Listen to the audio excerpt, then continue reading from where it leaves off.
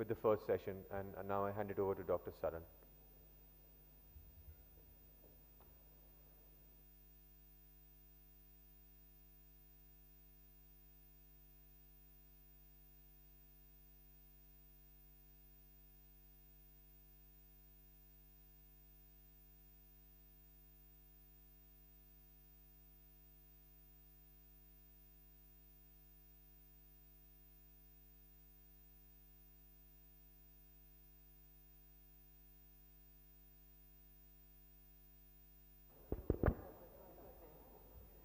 That was a complex maneuver, sorry.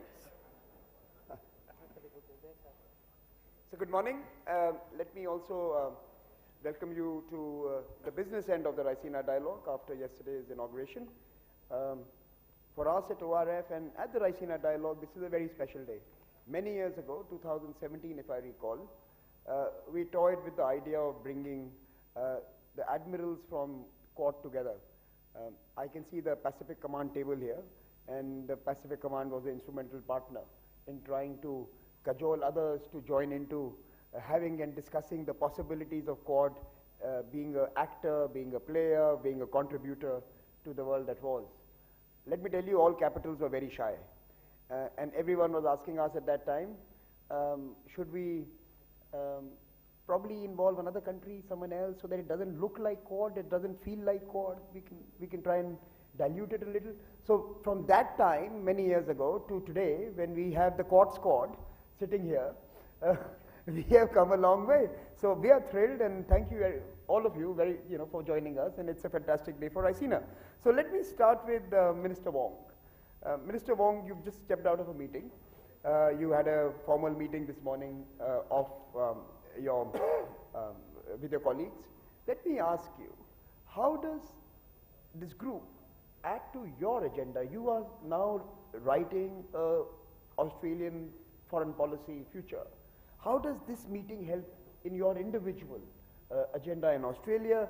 And certainly, since you are focused on the Pacific and ASEAN, how can Quad be a complementary actor, a supportive actor, perhaps even a contributor to your own assessment and ambitions in that region?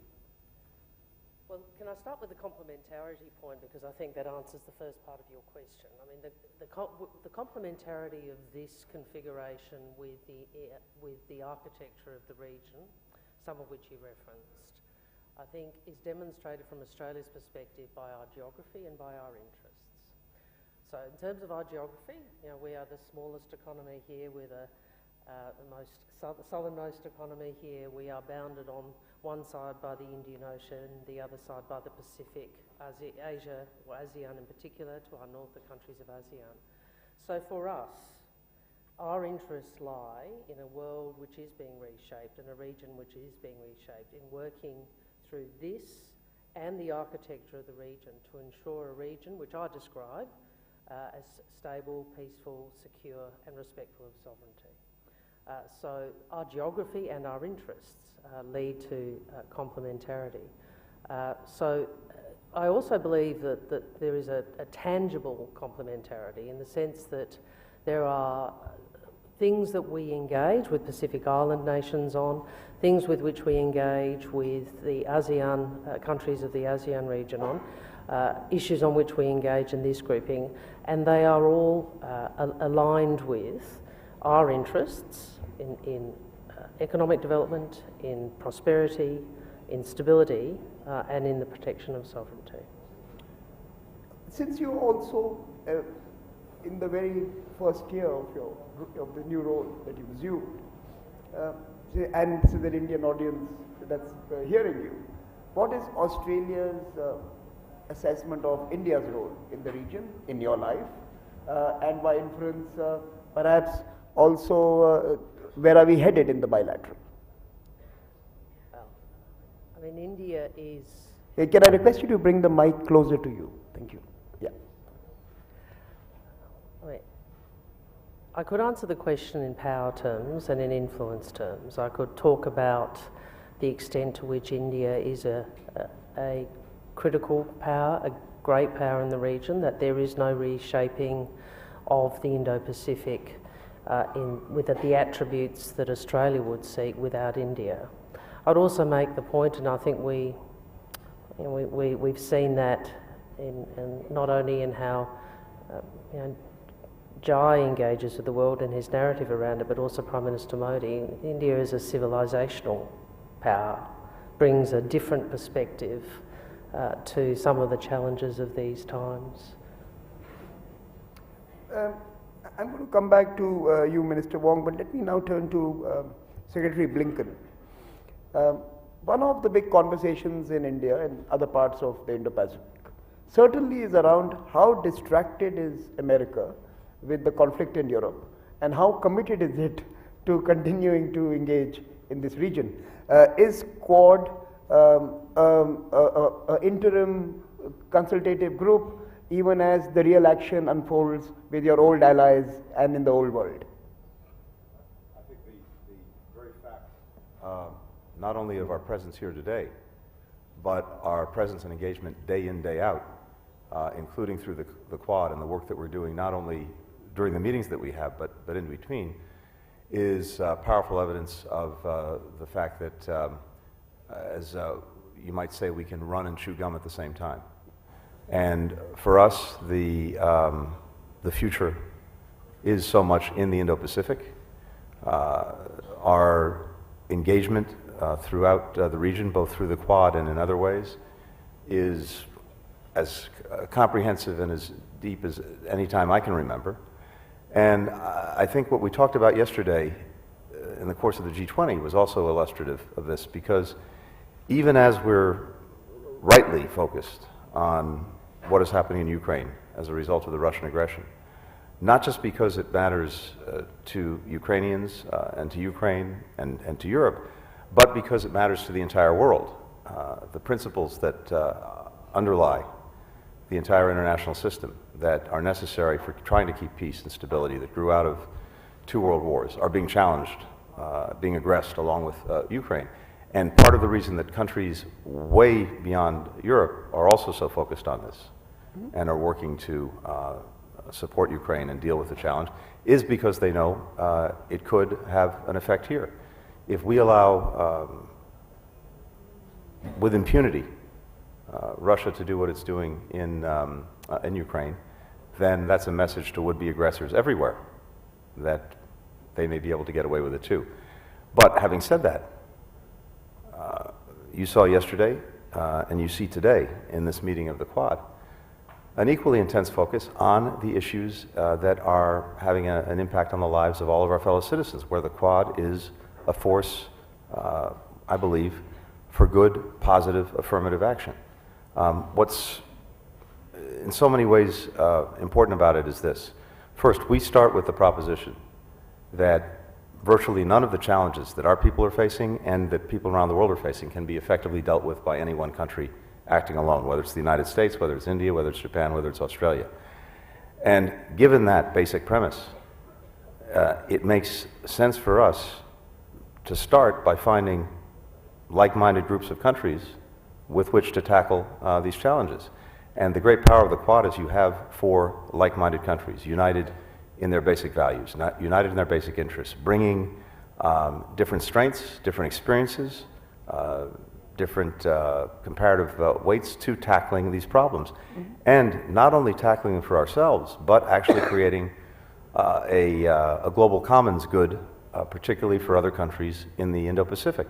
And what we've done over the last couple of years, in particular, is translated that into very practical projects, very practical, in a sense, offerings, so that we're creating for other countries in the region a positive choice and a positive partner. We're doing that. Obviously, we did this on vaccines during COVID. We've been doing it on infrastructure for some time. We are now engaged very much in working together to help countries deal with humanitarian situations, disasters. And, of course, we're working on things that are really critical in ways that may not be so obvious to countries throughout the region, which is what's called maritime domain awareness, giving countries the capacity, the tools to have a full picture of everything that's happening in their maritime space, which is affecting the lives of many of their citizens, for example, illegal fishing. So I think not only are we not distracted, on the contrary, we're more deeply engaged than ever, and the Quad is one of the most critical vehicles for that engagement. Secretary, our bilateral relationships, India-US bilateral relationships have taken a step forward with this latest critical and emerging technologies agreement, a lot of excitement, a lot of coverage. Can the Quad elevate itself to collaborate on critical defense technologies? Or is that going to be the preserve for AUKUS and for the old partners? Does Quad have a vision for also working together on building the defense for future? Well, I'd say two things. First, of course, this is not a military grouping. It's not that kind of alliance. But one of the things that we are doing through the Quad is trying to bring together not only governments, but academia and other experts to look at where we might collaborate together on new technology, on innovation. And whether that has benefits in other areas remains to be seen. But clearly, our four countries in particular are very well placed to increase in a variety of ways our collaboration on emerging technology and on innovation, and that's something that we'll also do through the Quad. Minister Hayashi, is Quad relevant for Japan's maritime security concerns? How is it important for what's unfolding in East China Sea? Do you think it is a feel-good, talk-shop, consultative group? Or do you think it has the potential to be able to put together something that will be of use to you when things get rough? Thank you. Thank you. Like Tony said, this Quad is not for security issues, not military issues, but practical cooperation, like everybody said. So, since your question is about maritime security, this is not directly for the security, but through those cooperation and including four of us, and then to the Blue Pacific areas like Pacific Island countries and ASEANs and also South Asia's. This understanding and mutual understanding and cooperation, then they will make some combined will to cherish the same value like democracy, freedom, and that will eventually help to have more security assurance environment for all of us. So, okay, it's not a security actor. The other important area that Japan is focused on is connectivity, and it is investing in infrastructure across the region. Do you think Quad can have an agenda for connectivity and infrastructure? Do you think that could be an actor and contribute to that? Yeah, through our bilateral ODAs and also through some international institutions, we've been already in many decades doing some infrastructure and also economic cooperation in these areas. But on the top of that, this Quad is not only bilateral like Japan and some countries, but this is a Quad as a whole will be coordinating all those efforts of four countries so that we can do much better than just 1 + 1 + 1 is 4. 1 + 1 + 1 + 1 is 4, but the 1 + 1 + 1 + 1 could be 6, 7, or 8 by coordinating and listening. We have now 8 years to listen to all those needs of the countries and communicate and coordinating in the Quad like we did this morning. We can listen more and we can do it more. 8 years, but you also have 4 tongues, and we have to be watchful there. But let me ask you the final question for this round to you, Minister Hayashi. The China factor. Many of us have a very strong economic relationship. Japan certainly does with China. China disapproves of the Quad, and in some sense you have to navigate that as well. How does Japan do that? So, like I said, this is not a military, but this is just practical cooperation, and we don't trying to exclude anybody. This is open architecture. So one thing we would like to say is to just abide by the law of international law, international institutions, and as long as even China abide by the law of the international norm, and also act under the international institutions standards and laws, then this is not the conflicting issues between China and the Quad. Let me turn to you, Minister Jaishankar, and perhaps you can enlighten us. Why was Quad in some ways dead on arrival 10 to 15 years ago when the first avatar was being discussed, debated, even considered, to today India hosting the Quad panel discussion at Raisina Dialogue? What changed? Why did it change? And how does this really reflect how you assess the importance of the region and the group in the region? Well, Samir, I don't think it was dead on arrival. It was dead a few months after arrival, and it's important to understand why, because by some coincidence I happen to be associated with different phases of the Quad.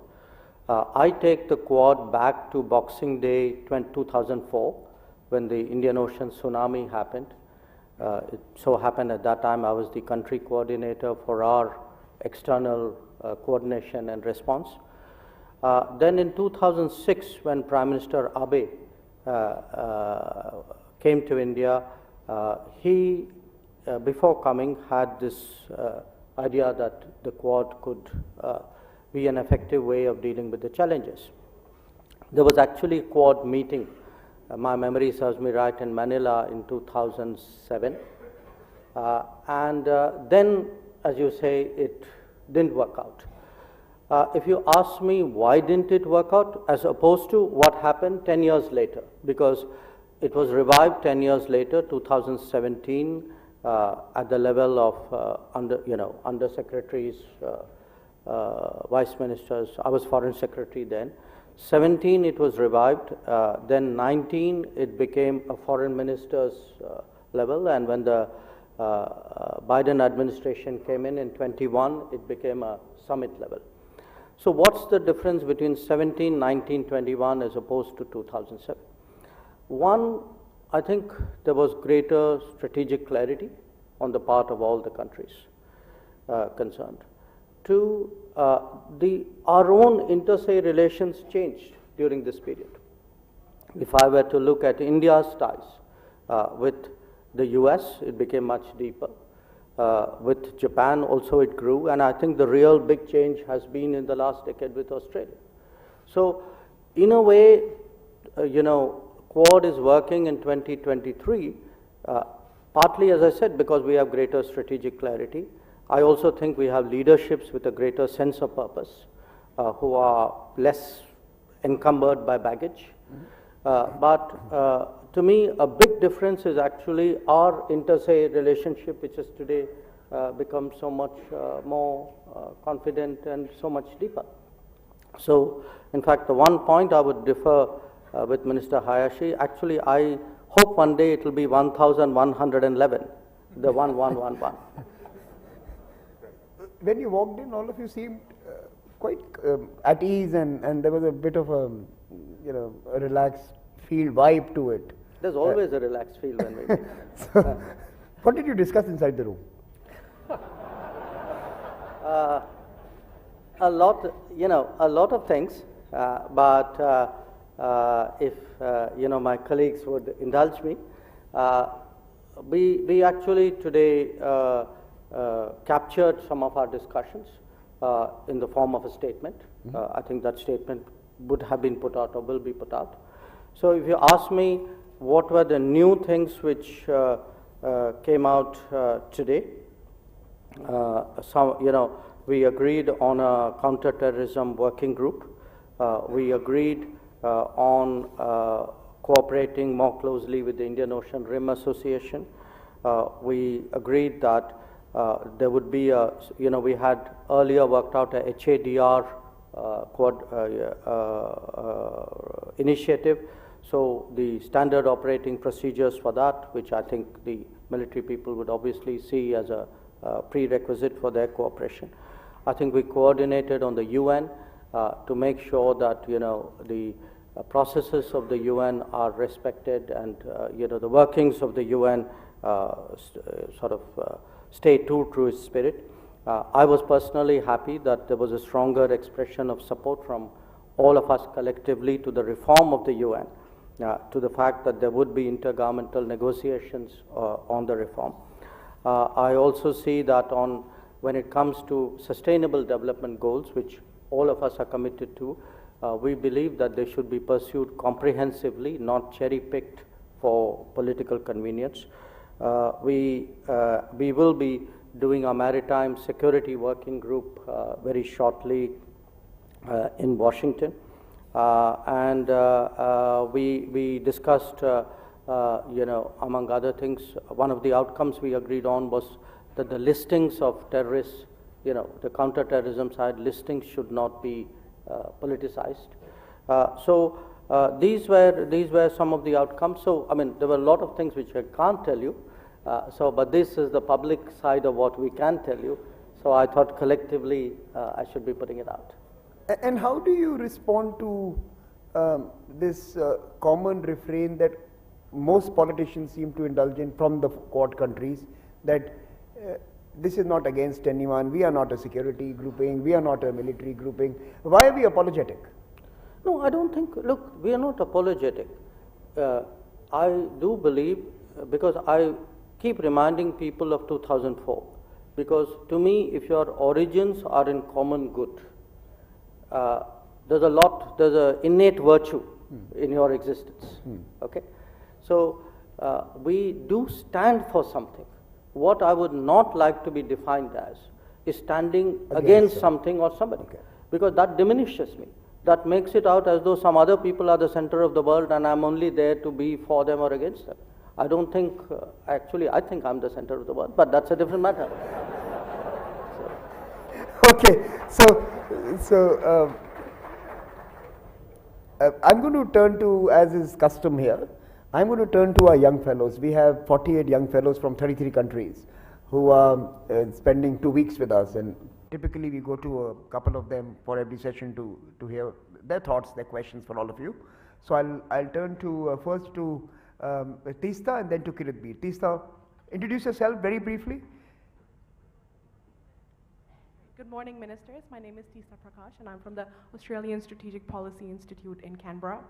And my question to you is, how do we build a regional consensus in the Indo-Pacific, given the 4 Quad countries sit on the periphery of the Indo-Pacific? How do we then include Southeast Asia? How do we bring the Pacific Islands with us to really sort of create a regional narrative for what is not a security perhaps, but an economic architecture? How do we bring the region along with the 4 Quad countries? Thank you. And can I just add to that, because you know, all of you have also invoked the term, look, all of you have started speaking like each other, and that worries me. All of you say ASEAN centrality. That really makes me happy. Okay. You say ASEAN centrality, and we keep thinking, what does that really mean? Does it mean that beautiful flower arrangement in the middle of the room when 4 of you are sitting? What does it really mean? So, sorry, the second question, Kiritbir. Let me go to the second question and then I'll come to you. Can we take the second question? Thanks, Samir and panelists. I'm Kiritbir Chahal. I work for the British government. Similar question to narrative, but how do you think the Quad can reconcile their strategic interests in and their competing visions for the Indo-Pacific? And given the Quad are already discussing supply chain resilience and economic resilience more broadly, are Quad members likely to increase market access for each other to further strengthen that economic cooperation and truly move in the same direction? Good. So now I'll turn to the panelists. The first one was to you, ma'am. So over to you, Minister Wong. Well, I might, I think the nub of the first question goes really to complementarity. I'm trying to not be provoked by the flower arrangement analogy just for the moment. But it goes to complementarity, and I think if we can start perhaps where Jai started, which is think about what we are for, not what we are against. What are we for? I think where we are very like-minded is we have a view about the attributes of the region we inhabit. and that region, people will use different words. Some say open and inclusive. Some might say stable, secure, free of, where sovereignty is respected. But the point is, we do have a view about that. We see the Quad, I would say, as a bit of a lighthouse. Mm-hmm. Thank you. That was for you. Thank you. Thank you.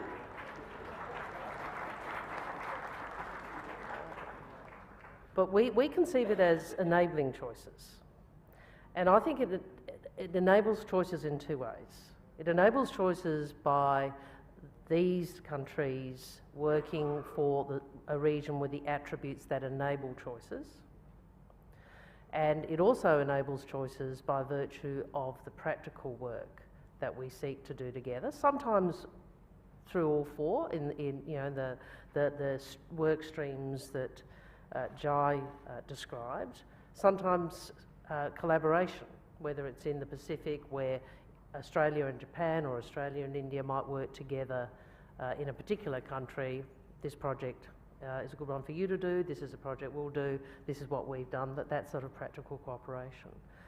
So I don't feel the dissonance that I know some commentators feel, and that is underpinning a couple of the questions, as between the different architectures, because as an Australian, the region in which we live demands the engagement at multiple levels in multiple contexts. We are the first dialogue partner of ASEAN, so our commitment to ASEAN centrality is historic and real, but it is also geographic. And we do not see our engagement with our friends and partners up here on the stage as doing anything other than enhancing that. Thank you. Secretary Blinken, ASEAN centrality. India also has its own neighbors who it has to take into account, their views, their positions. Is there a time to, just taking this question forward, are we creating enough mechanisms to engage with these countries? We are 4 big countries in the region, in the periphery, as Teesta mentioned. So what is the mechanism to reach out, to take them along, to sometimes respond to anxieties? You are going to create ripples, and perhaps also the second question of Kirit Beer on connectivity and congruence within the Quad. Well, let me start with coming back to the first question, and just adding to what Penny said, I think very, very eloquently. Our proposition is not to say to countries in the region, you have to choose. Our proposition is to offer a choice, to offer an affirmative alternative. And the more we're able to do that, and do that in practical ways, I think the more cohesion you're going to see throughout the region. And as we've already discussed, in a number of very practical areas that actually answer the needs of countries in different parts of the region, that's exactly what the Quad is doing. Second, to Penny's point, and I think this is very important, we really look at this as variable geometry, which is to say there are different collections of countries, some in formal alliances, some in looser partnerships, some working together on a bilateral basis, some in slightly larger groupings. And the idea really is to make sure that we're fit for purpose for any particular challenge. And so it may be that the Quad can focus on certain things where the particular attributes of our countries brought together make sense. There are other places where different groupings of countries, whether in existing alliances or new partnerships that we form, make the most sense because it addresses the particular interests or particular attributes that those countries can bring to the table. So I think you have to think of it that way. This is not a rigid thing. And that's, I think, the mindset that the 4 of us have. Although now maybe it's the 5 of us. I think, Samir, you're now an honorary member. Maybe we're the sort of the 5th Beatle, as it were. So that's the approach that we're taking. And the other thing I think is important to understand is this is an ongoing conversation. And one of the strengths that we have is, and we just had a meeting over breakfast, but it's just picking up a conversation that's happening virtually all the time in some fashion among the four of us or among some subset of the four of us. And that also gives it great power because there's tremendous continuity. And what we're working on most now is translating the vision that we brought to this into very concrete, practical things that address very concrete, practical needs of countries throughout the region. Would you guys have a WhatsApp group? Okay, no, I'm sorry, that is not a question. Minister Hayashi, your responses to ASEAN and... All has been said. I don't want to add anything on those comments already made, but is this a group or what? You know, this is a kind of, not a band like the Beatles. You know, the member is fixed and they always play together in 10 years. But this is a more like a more kind of soft group, so that even within the Beatles, Paul McCartney can release the album by solo, and maybe, you know. So yeah, so those are the things, you know, that could be a band, but everybody is really one have a relation with, you know, 50th anniversary for ASEAN. So and that information we can share with four of us here, so that any idea relating to that could be I can absorb from those three friends here. So those are the situations we are facing, and it's very nice to talk all these issues surrounding the area, because we have a trust between four of us, and the trust for like I said at the beginning, the same values and same values such as democracy, freedom, and everything. So without worrying about those big conditions, we can really freely talk within this and communicate. So that's the only things that I would like to add. Dr. Jaishankar? Which part, the Beatles part or the... Go ahead. I mean, you always come up with interesting inputs. But no, the two questions that were posed, ASEAN and in our context, perhaps India's own neighbors, and of course, the whole challenge of offering choices, as Secretary Blinken mentioned. That are we able to give countries more agency by offering more choices, or are we still sending them to the same shop? No, I think we do offer more choices. We do collectively offer something different. My own sense over this last, especially after 2017, when I look at individual countries in Southeast Asia, or I've just come back from actually the Pacific islands, that countries are interested. Many of them, by the way, are themselves looking, you know, at Indo-Pacific as a changing theater. You know, how should they define their interests, advance their interests.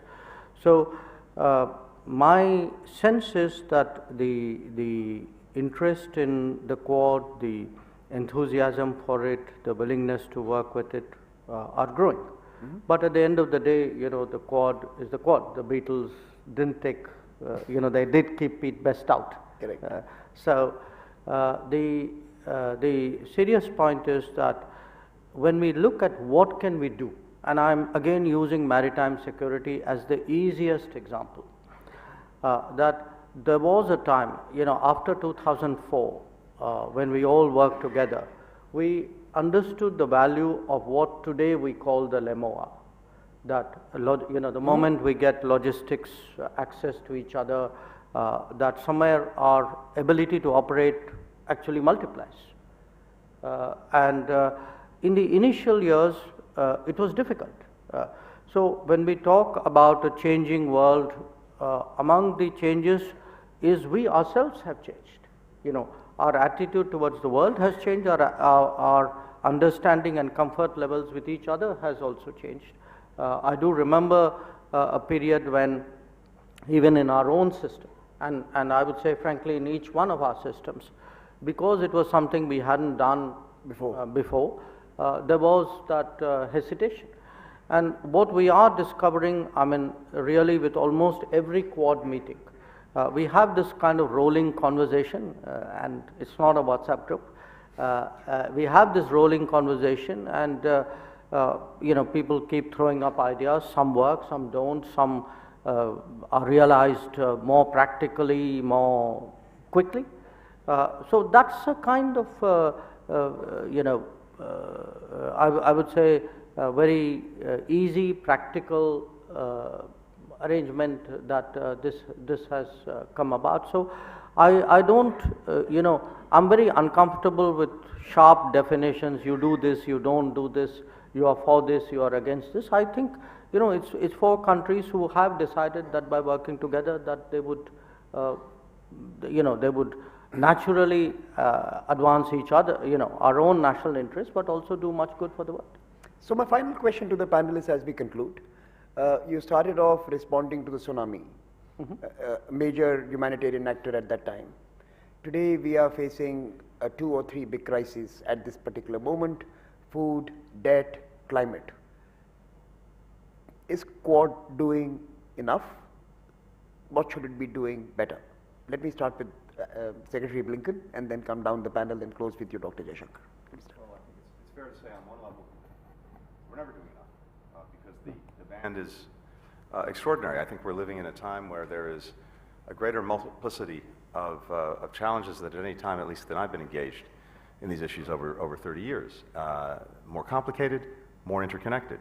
So the demand is huge, and maybe the demand exceeds even the supply that we can bring. But precisely to the point that Jai was just making, one of the things that we're, I think, getting pretty good at is adapting quickly and looking quickly at what are the challenges that we really have to engage, and seeing how we can make the Quad a useful vehicle for doing that. In each of the areas you described, we are actually working together, taking action, certainly exchanging ideas, and as I said, in many cases trying to turn those into concrete initiatives. But you know, the demand is great, and we have to respond to it. What's interesting right now, in this very moment, you have Quad countries that are also chairing in this moment the G7, the G20, APEC, and that too gives us an ability to amplify and as we're working and coordinating among each other, that also has the benefit of strengthening and making more cohesive the agendas of these other groups. Minister Yashi? Yeah, like Tony said, demand is always more than we can supply, I think, as of Quad. But like in case of Russia's aggression on Ukraine, right after that was 24th of February, but in March we had a summit video conference on Ukraine issues and concurred we cannot accept this to destroy the international norm, such as never change the status quo by force. So, like those case shows that we can always communicate and confirm that we are on the front, we are on the same page for those issues, and then that makes more smooth carrying out of the every measures we can take. So that's still working in that way too. Yeah. Minister Wong? I think one of the greatest strengths of this grouping is, by virtue of what we do together, it enhances our capacity for collaboration. So we could, obviously there are existing work streams, they are practical and they are real, as both Tony and Yogi have said. We could always do more, and the need in a world that is increasingly disordered, as your conference explicates, is always greater. But this group does have a capacity to collaborate quite flexibly, in addition to what we might have announced and we'll try and deliver on. And I think for me, as a foreign minister in the smallest of the Quad members, that is extremely useful. And it is a real strength in this collaboration. Dr. Jaishankar, final words. Look, I obviously concur with my colleagues, and I think the more we do with each other, the more possibilities open up. To me, right now, there are three big issues that the world needs to address and the Quad needs to address, and Quad can address, can make a difference. One, more reliable and resilient supply chains. Two, the whole, the digital challenge, trust and transparency when it comes to technologies, how do we live a more secure digital existence. And third, connectivity. And I do see these as three big issues which in different ways the Quad needs to do together and also do with other countries, and I do expect that to be a greater part of our agenda. So thank you very much for this very frank, friendly conversation this morning. I think that might be the good attribute for Quad: frank, friendly and flexible. I think that's what Minister Wong said, flexible. So frank, friendly, flexible and fun could be the takeaways from this wonderful conversation. Please join me in applauding the esteemed guest for the contribution. And let me turn it over to Shubh Soni to take us forward. We can just take a family photograph as typically done, and then we can. Thank you so much.